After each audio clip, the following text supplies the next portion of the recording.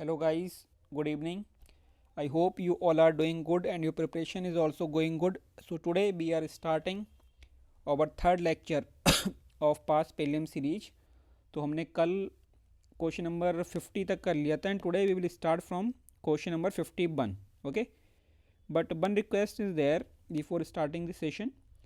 जिन लोगों ने वो हमारी पहले के दो लेक्चर्स नहीं देखे हैं, please first watch lecture number 1 and lecture number 2, then only come to this lecture number 3. We are solving 2021 question paper. Already we have completed 50 questions. Okay, now let's start from question number 51. So our method will be the same. आपको video को pause करना है, सोचना है कि if you were in the examination hall which option you would have marked and why, then you see कि which I am marking and what is the logic I am giving behind it. Okay, तो इस तरीके का आपको चलना है और pen and paper के साथ बैठिएगा क्योंकि ट्रिक्स आपको लिखवाऊंगा मैं time to time. So read this question. How is permaculture farming different from conventional farming? So you should first know what is permaculture farming.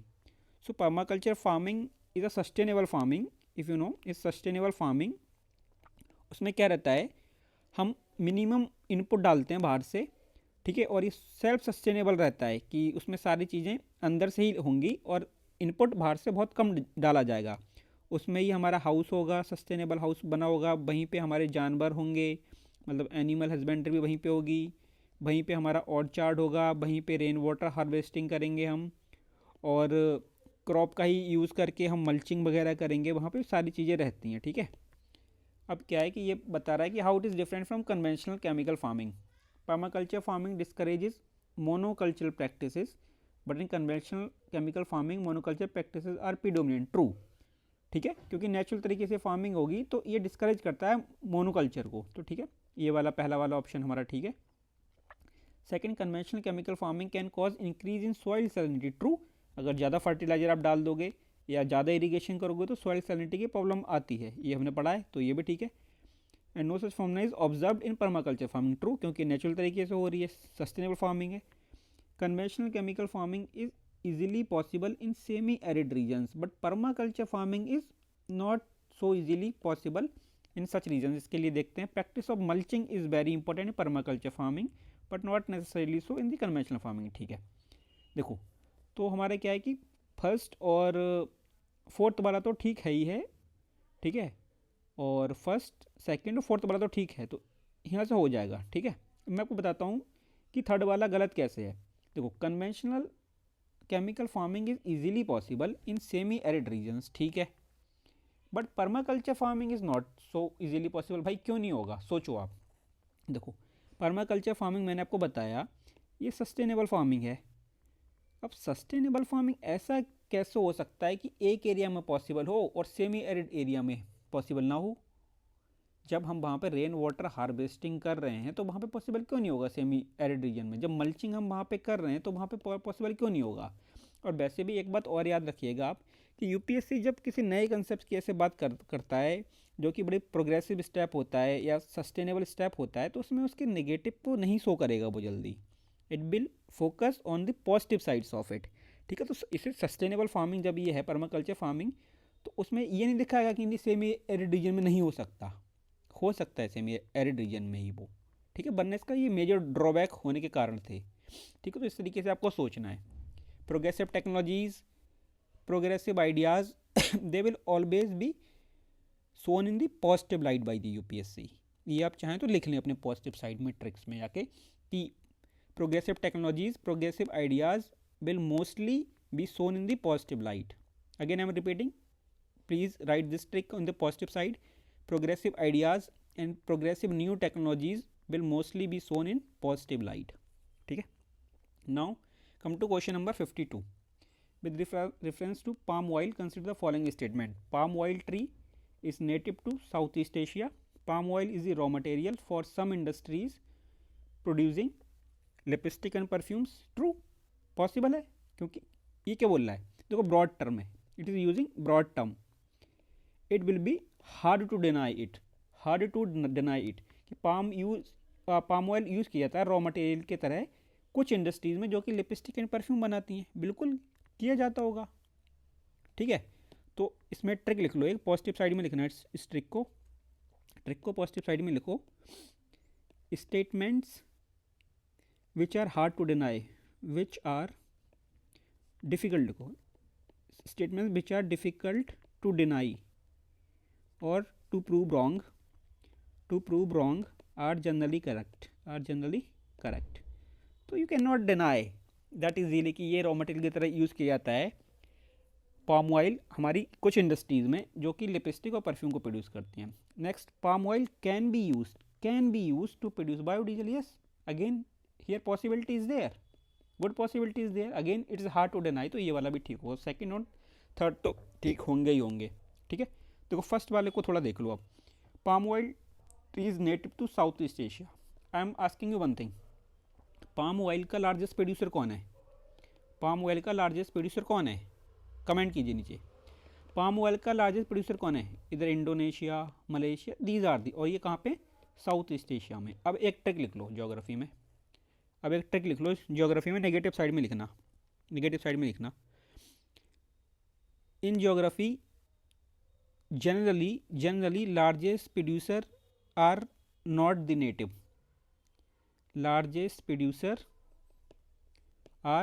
The native, इसके मैं आपको कुछ एग्जांपल्स भी दूंगा, जैसे कि देखो कोई भी कंट्री होगा अगर वो लार्जेस्ट प्रोड्यूसर है किसी चीज़ का, तो in most of the cases it will not be native of that plant.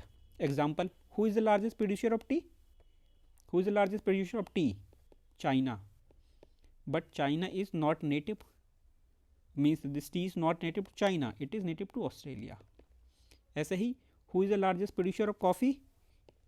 It is Brazil, but coffee is not native to Brazil, rather it is native to Africa. Red chili, who is the largest producer? India, but is India native to red chili? No, red chili is not native to India, it is native to South America. तो ये एक मतलब rule of thumb है एक तरीके का, तो इसको थोड़ा ध्यान में रखिएगा। तो इस हिसाब से फर्स्ट वाला हमारा कट जाएगा और आंसर हो जाएगा 2 और 3, मतलब बी। ठीक है, आते हैं क्वेश्चन नंबर 53 पे। तो क्वेश्चन नंबर 53 है, ये भाई सीधा रिवर सिस्टम से है। ठीक है, रिवर सिस्टम से क्वेश्चन है और टोटल नॉलेज बेस्ड क्वेश्चन है ये। तो ये क्वेश्चन क्या बोल रहा है? With reference to the Indus river system, which of the following 4 rivers, 3 of them pour into one of them which joins the Indus direct among the following. कह रहा है कि भाई जो इंडस रिवर सिस्टम है जिसमें हमारी कितने रिवर हैं? ब्यास, रावी, सतलज, चिनाब, झेलम, इंदस, 6 रिवर हैं। कह रहा है इनमें से कौन सी रिवर है जो इंदस रिवर को डायरेक्ट ज्वाइन करती है, इंदस रिवर को ज़्यादा डायरेक्ट ज्वाइन करती है? तो ये रिवर है सतलज।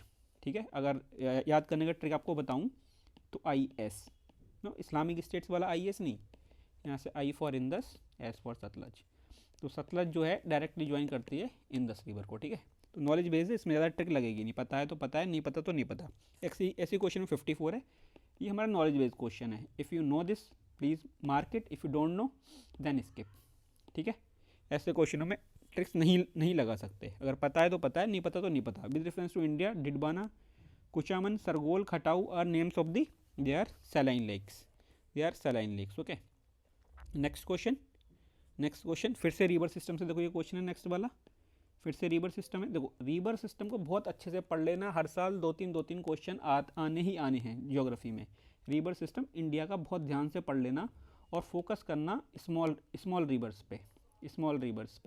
ठीक है, ईस्टर्न घाट से कौन सी निकल रही हैं, वेस्टर्न घाट से कौन सी निकल रही हैं। ठीक है, ये सारी चीज़ें बहुत अच्छे से पढ़ लेना, और कौन सी किसकी ट्रिब्यूटरी है, कौन सी किसकी डिस्ट्रीब्यूटरी है, ये सारी चीज़ आपको बहुत ध्यान से पढ़ना है। तो अगेन ये क्वेश्चन नॉलेज बेस्ड क्वेश्चन है। Consider the following rivers which of the above rise from the Eastern Ghat. तो ये सुवर्ण रेखा और वंशधारा। ठीक है, ये अपना 3 और 4। तो ये इसका है जो क्या बोला, Eastern, which of the above rise from the Eastern Ghat, sorry which of the above rise from Eastern Ghat. तो अपना जो इसका आंसर है ये वाला नहीं है, सॉरी, इसका है 2 और 4, ये है हमारा आंसर 2 और 4, नगावली वंशधारा। ठीक है, नेक्स्ट क्वेश्चन पे जाते हैं, क्वेश्चन नंबर 56। आज थोड़ा जल्दी करेंगे। ठीक है, क्वेश्चन नंबर 70 तक हम ख़त्म करेंगे आज। क्वेश्चन नंबर 56 को पढ़ लीजिए रोक के एक बार।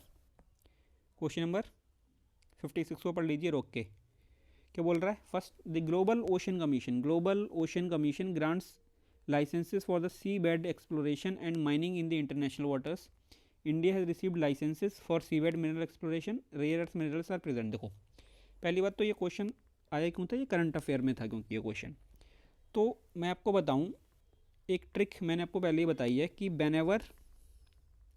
whenever नेगेटिव साइड में लिखना, whenever name of organisation given, name of organisation या ministry given get suspect of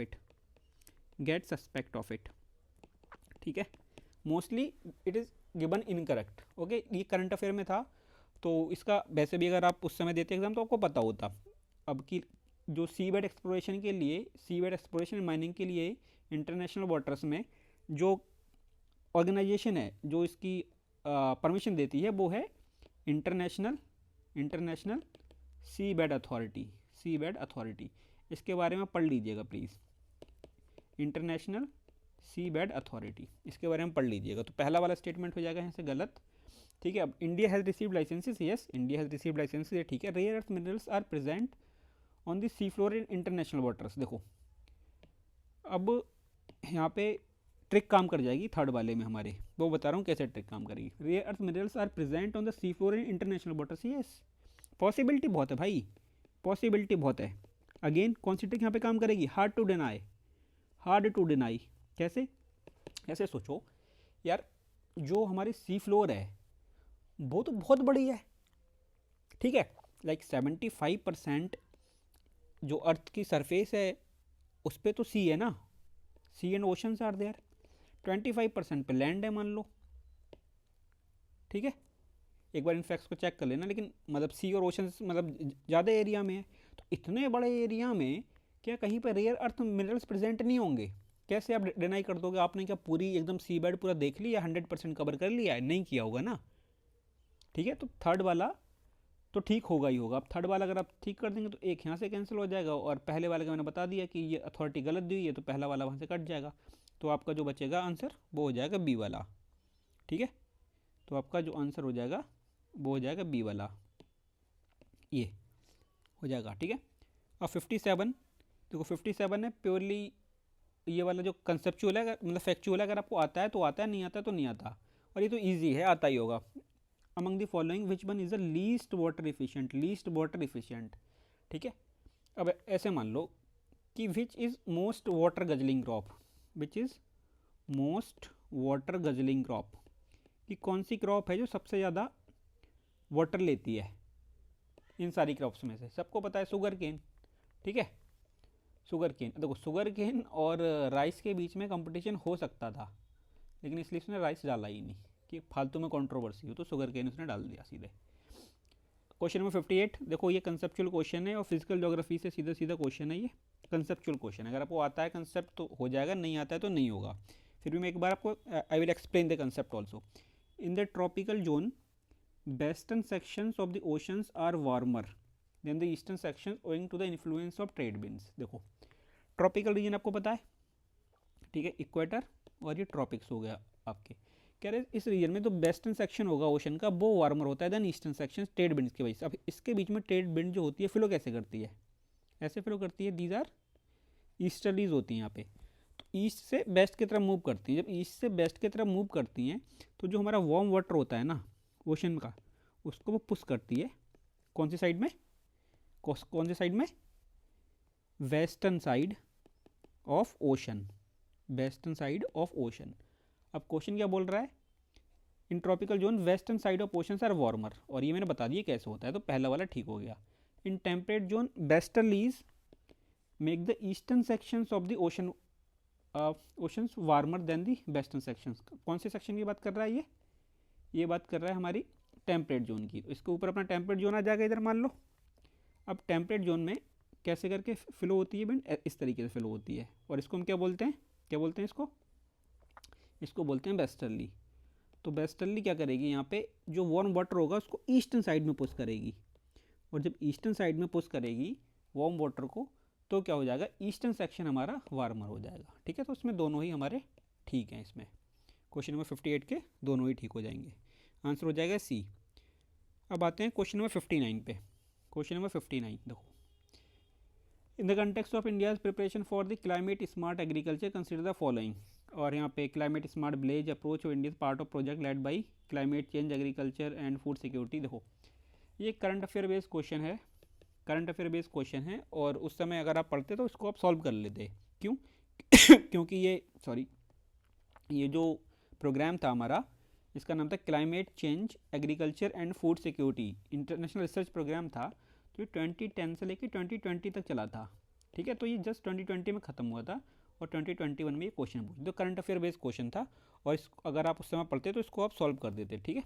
तो ज़्यादा परेशान होने की बात नहीं है, ठीक है। तो ये डी वाला होता। अपना को फोकस कहाँ करना है? अपना को फोकस करना है भी ज़्यादा से ज़्यादा स्टैटिक पार्ट पे, कि स्टैटिक पार्ट वाले को कैसे हम कंसेप्ट लगा के भी सॉल्व कर सकते हैं, मतलब कैसे कॉमन सेंस लगा के भी एंड ट्रिक्स लगा के भी सॉल्व कर सकते हैं, ठीक है। कॉमन सेंस ज़्यादा है, ठीक है। और नॉलेज बेस तो है कि अगर नॉलेज से आता है तो बहुत अच्छी बात है, क्योंकि we have to give the preference to our knowledge over these tricks and the common sense, ठीक है। क्वेश्चन नंबर 60 की बात करते हैं। देखो question number 60, leaf litter decomposes faster than in any other biome, as a result soil surface is often almost from the trees vegetation is largely composed of plant forms that reach up into canopy vicariously by climbing trees and growing on as epiphytes rooted in the upper branches of trees. देखो उन्होंने क्या किया है कि forest type दे दिया है और उसका डिस्क्रिप्शन दे दिया, बता रहे हैं कि बताओ इसमें से ये जो डिस्क्रिप्शन है मोस्ट लाइकली कौन से फॉरेस्ट टाइप का है। तो आपने पढ़े होंगे।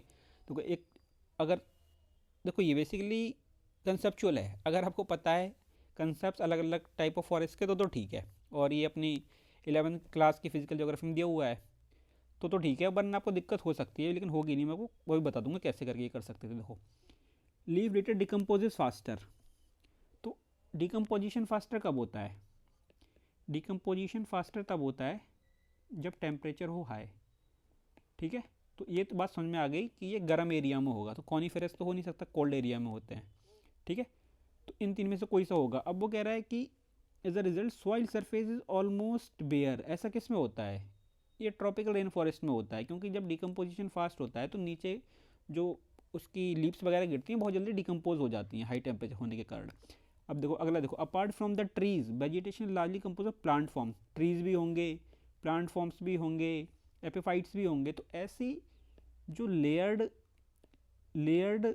वेजिटेशन होता है वो कहाँ पे होता है? कहाँ पे होता है? इतना घना वेजिटेशन सिर्फ ट्रॉपिकल रेन फॉरेस्ट में ही पाया जाता है, ठीक है। तो ऐसे भी आप इसको सोच सकते थे। अब आ जाते हैं क्वेश्चन नंबर 61 पे। क्वेश्चन नंबर 61 को एक बार देखिए, वीडियो को पॉज कीजिए for 5 seconds and then read the question and think if you were there what you would have marked, which one you would have marked.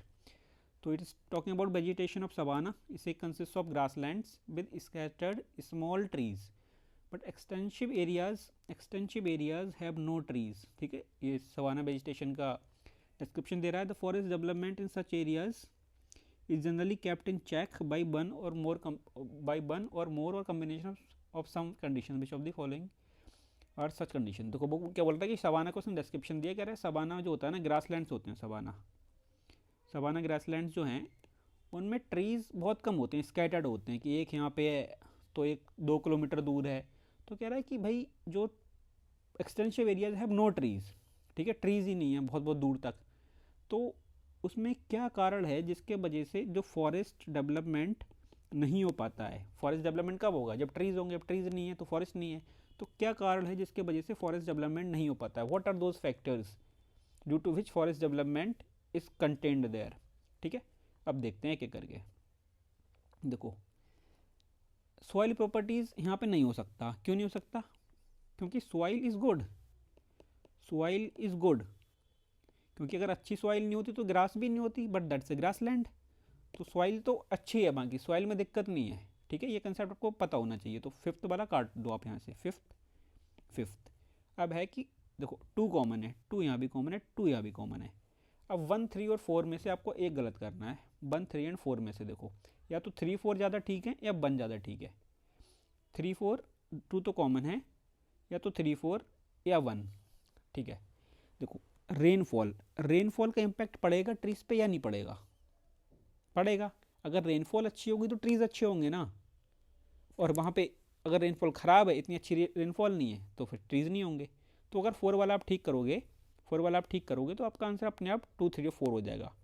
और भी मैं आपको बता दूं, ग्रेजिंग की वजह से क्या होता है कि अगर वहाँ पे हमारे जानवर बहुत हैं, वो ग्रेजिंग कर रहे हैं, तो ग्रेजिंग वो कर रहे हैं तो ट्रीज़ को उगने ही नहीं दे रहे हैं कि ट्री थोड़ा उग रहा है और उन्होंने खा लिया ट्री को। ठीक है, तो ये भी एक फैक्टर है। देखो, बरोइंग एनिमल्स एंड टर्माइट्स नहीं हो सकता, मतलब इट्स वेरी लेस लाइकली, क्योंकि इतना बड़ा पूरा रीजन है सवाना का। अगर बरोइंग का मतलब क्या होता है कि आपने बिल, मतलब जैसे रैबिट होता है, उसने बिल बना लिया ज़मीन में, तो बिल बना के आप कोई ऐसे ख़राब थोड़ी ना कर दोगे, ट्रीज़ वगैरह को कितने को कर दोगे, इतना बड़ा एरिया है। तो इसका आंसर 2, 3 एंड 4 है। ठीक है, आप रेनफॉल वाले पैटर्न से पकड़ सकते हैं और सॉइल वाले से इसको। अब आते हैं question number 62। Question number 62, it is like factual. If you know the facts, then only you can attempt this question. What this question is saying, with reference to water on the planet earth, consider the following statement: the amount of water in rivers and lakes is more than amount of groundwater. No, it is not true.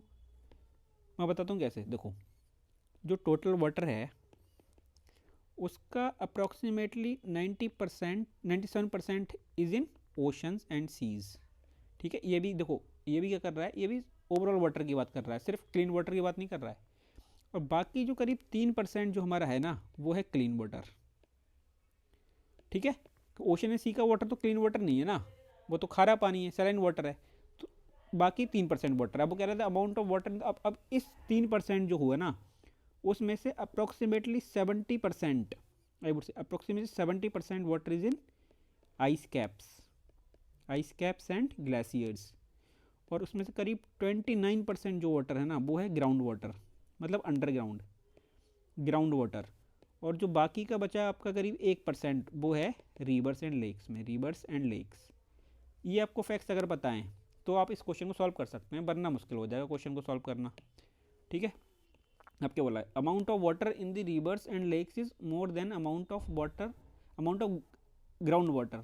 अब हमने क्या बताया, यहाँ पे ground water का ज़्यादा है reverse और लेक में, तो पहला वाला गलत हो गया।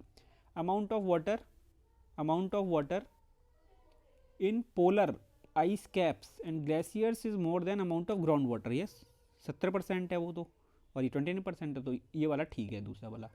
तो इसका जो आंसर है वो है बी, आंसर इसका है बी। ठीक है, 63 क्वेश्चन पे आते हैं, क्वेश्चन नंबर 63। ठीक है, consider the following statements. Moringa, that is drumstick tree, is a leguminous. देखो, मोरिंगा, टैमरिंड, ये जो है ना, अगर आपको इनके मीनिंग नहीं पता है हिंदी में, तो you can use like this one. आप हिंदी में इसका ट्रांसलेशन यहाँ से देख लीजिए। मोरिंगा मतलब it is also a trick, moringa सहजन वृक्ष, और टैमरिंड इमली। ठीक है, तो ऐसे भी आप देख सकते हैं। It is also a trick to solve the question paper. Moringa is a leguminous evergreen tree, we don't know. Tamarind is endemic to South Asia. In India, most of the tamarind is collected as a minor forest produce, we don't know. India exports tamarind and seeds of moringa. देखो, इमली तो India में होती है, ये बात आपको पता है। ठीक है, और जब होती है इंडिया में, और अगर होती है, और मोरिंगा मतलब सहजन भी होती है इंडिया में, तो एक्सपोर्ट तो होता ही होगा ना कुछ। आपको कैसे पता कि एक्सपोर्ट नहीं होता होगा? जब होती है तो होता होगा एक्सपोर्ट। तो again this is hard to deny, sorry, this fact is hard to deny. तो फोर्थ वाला तो ठीक होगा ही होगा। अब देखो, फोर्थ वाले सॉल्व हो रहा है क्वेश्चन, 50-50 हो गया, यहाँ से 50-50 हो गया। ठीक है, अगर 50-50 हो गया तो भी हम अटैम्प्ट तो करेंगे ही, अगर एक काट दे तो भी करते हैं। तो हमने 2 काट दिए इस वाले से। ठीक है, सॉरी 50-50 नहीं होगा यहाँ से, ये जो होगा फोर्थ वाला तो इसमें है, तो ये 1/3 हो गया। ठीक है, मतलब 1/3 हमारे पास रह गया। तो अब भी हम इसको सॉल्व करेंगे। अब देखो, हाँ, यहाँ से देखो, seeds of moringa and tamarind can be use for production of biofuels. Yes, possibility is there, क्योंकि बायोफ्यूल में प्लांट्स वगैरह तो यूज़ करते ही हैं ना। तो ऐसा कैसे हो सकता है कि टैमरिंड और मोरिंगा का यूज़ नहीं कर सकते हैं। तो इसमें 4 और 5 तो ठीक हो ही गया। अब देखो, 4 और 5 जिसमें नहीं है उसको काट दो, तो ये भी कट गया, ये भी कट गई। अब हमारी पॉसिबिलिटी हो जाएगी 50-50 यहाँ पे। ठीक है, अब देखो, अब एक फैक्ट आपको पता होना चाहिए, अगर नहीं है तो फिर ये 50-50 पे रुकेगा क्वेश्चन, वरना टैमरिंड मतलब इमली, ठीक है। यू शुड नो कि India is largest producer of tamarind, largest producer, and India is also largest producer of moringa, इसीलिए इन्होंने डाला है। तो आप एक काम कर लीजिएगा, ये आपका होमवर्क है, गूगल कीजिएगा all those crops and commodities of which India is the largest producer, ठीक है, उनके बारे में पढ़ लीजिएगा, क्योंकि ऐसे ही क्वेश्चन पूछता है जहाँ पे इंडिया लार्जेस्ट प्रोड्यूसर वगैरह है इन चीज़ों का, ठीक है। तो एक बार देख लीजिएगा, ये शुगर केन देख लीजिएगा, मतलब लार्जेस्ट प्रोड्यूसर और सेकंड लार्जेस्ट प्रोड्यूसर, जैसे शुगर केन देख लीजिएगा, राइस देख लीजिएगा, टैमरिंड देख लीजिएगा, और वेजिटेबल्स, फ्रूट्स, इन सारी चीज़ों को देख लीजिएगा एक बार। तो moringa is a leguminous evergreen tree, पता नहीं, tamarind is endemic to South Asia. अगर आपको ये बात पता होती कि इंडिया द लार्जेस्ट प्रोड्यूसर, तो बताया ना कि जो लार्जेस्ट प्रोड्यूसर होगा ना वो एंडेमिक तो नहीं होगी वहाँ से चीज़, ठीक है। तो ये एंडेमिक नहीं है, ये एंडेमिक नहीं है। साउथ ईस्ट एशिया भी लार्जेस्ट प्रोड्यूसर है, सबसे ज़्यादा यहाँ से ही प्रोड्यूस किया था, लेकिन इस वाले रीजन में एंडेमिक नहीं है ये, ठीक है। एंडेमिक कहाँ की है, ये अफ्रीका की है, अफ्रीका की। तो ये वाला कट जाएगा हमारा यहाँ से। देखो अगर ये नहीं पता तो कोई बात नहीं, 50-50 में एक को तुक्का मारना ही है आपको। तो सेकंड वाला यहाँ से कट जाएगा, तो 3, 4 and 5, this is the answer here, okay. Question number 64, again it is factual, पढ़ाई होगा।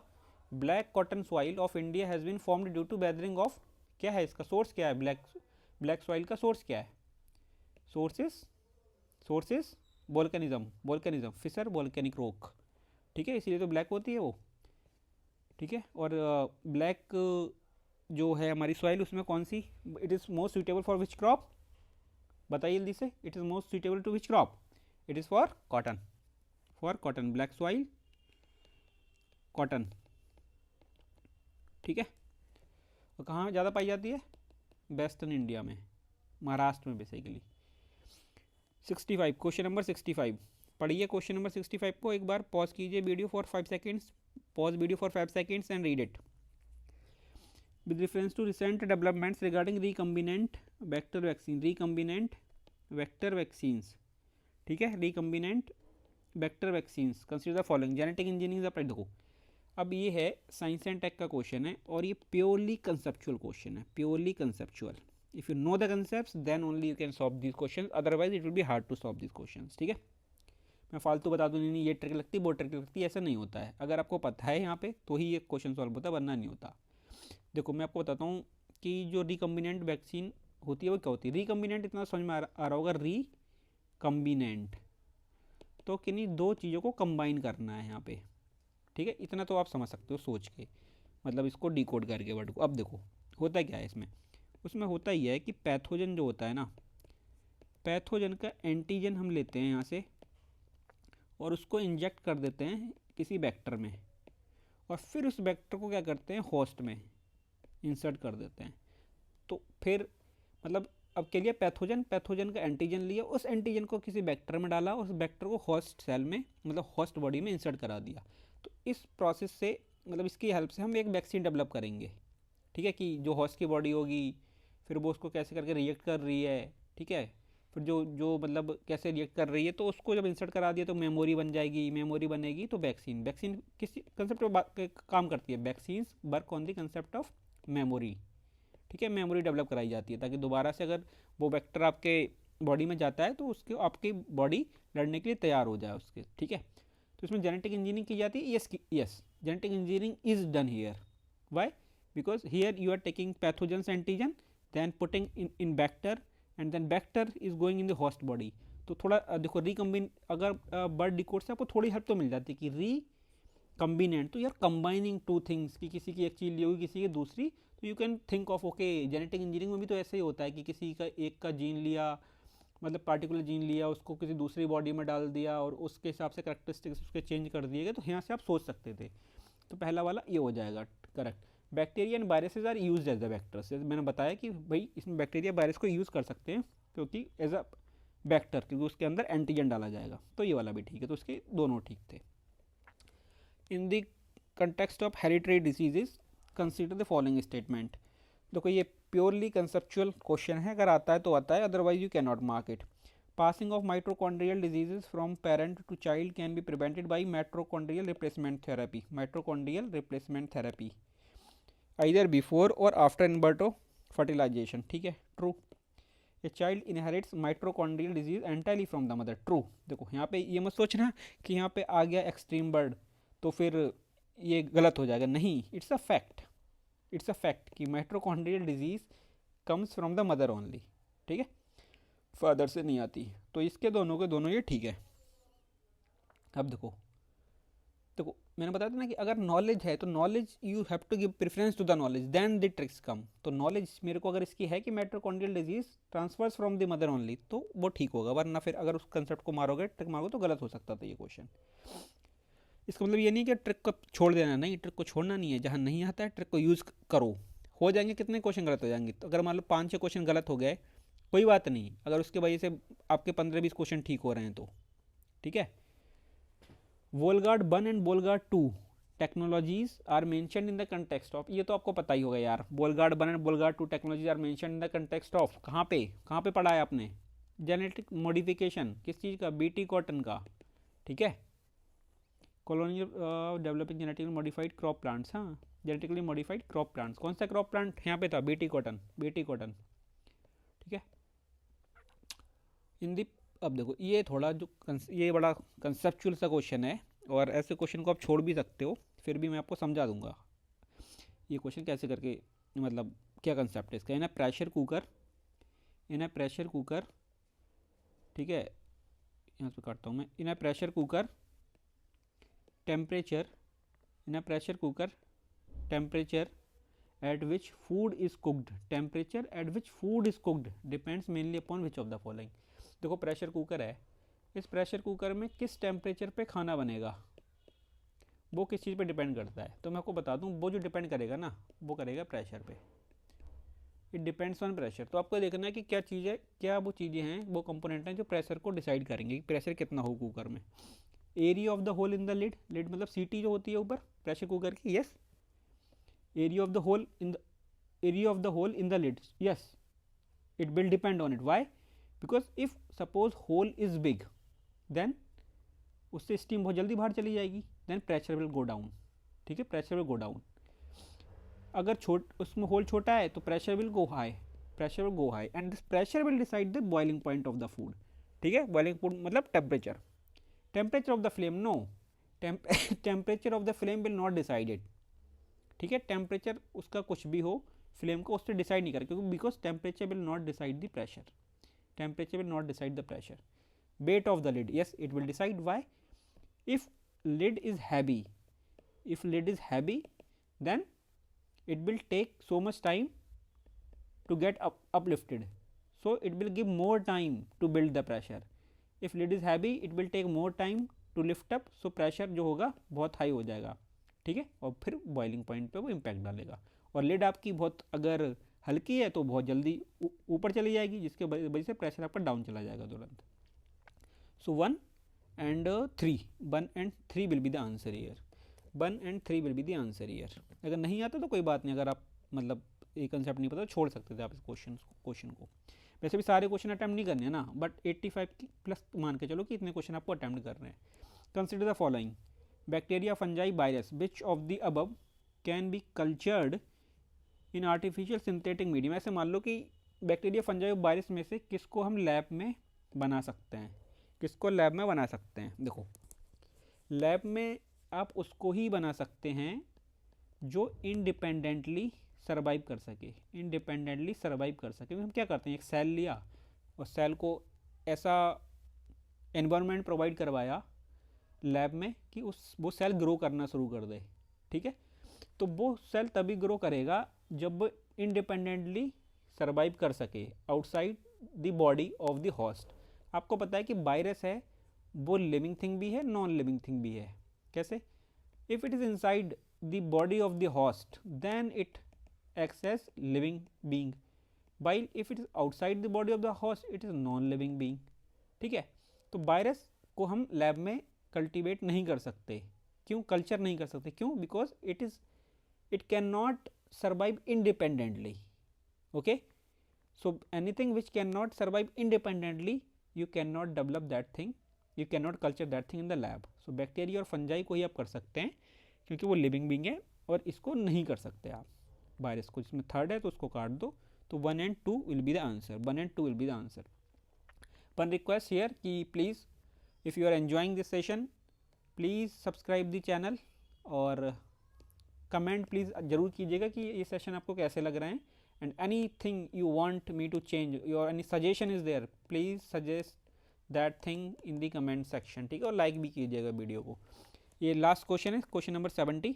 Question number 70, consider the following statements. Adenovirus have single stranded DNA genomes whereas retroviruses have double stranded DNA genomes.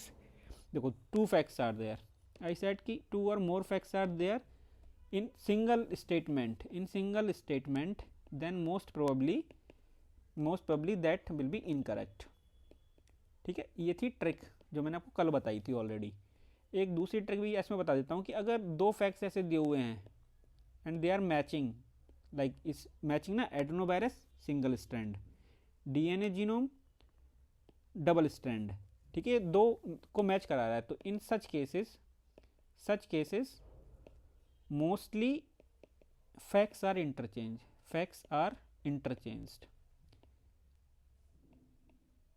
When two matchings are given, then in mostly in such cases facts are interchanged and hence it becomes incorrect. ठीक है, तो इसको ध्यान रखिएगा. तो ये वाला गलत हो जाएगा हमारे यहाँ से. और cold virus is sometimes caused by an adenovirus whereas AIDS is caused by a retrovirus. आपको पता होगा, ये नहीं पता है तो ये क्वेश्चन फिर 50-50 पे आ जाएगा. पता है तो इसका ये बी वाला ऑप्शन है. So this was for today. Tomorrow we will solve 30 questions and please इस वीडियो को शेयर कीजिएगा और सब्सक्राइब तो कीजिएगा ही कीजिएगा. और I will wait for your comments. Thanks a lot. Bye, take care.